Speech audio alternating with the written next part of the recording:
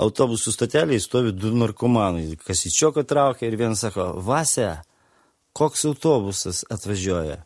Geltonas, Vova, geltonas. Ne, numeris koks, numeris. Juodas, Vova, juodas. Policininkas gavo skundą, reiškia, skundžiasi kaimynai ir jis ateina, paskambina į duris, susiradęs butą ir duris atidaro toks apsmurgęs su triusikais senukas.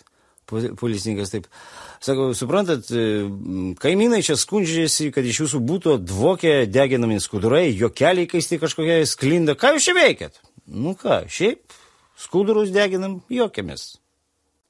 Išeina iš kanapių lauko 2 narkomanai ir vienas staiga puola mindyt sraigę. Sakau, ką tu darai, nu ką tu šitą padarėlį Dievo, ką tu įtripi?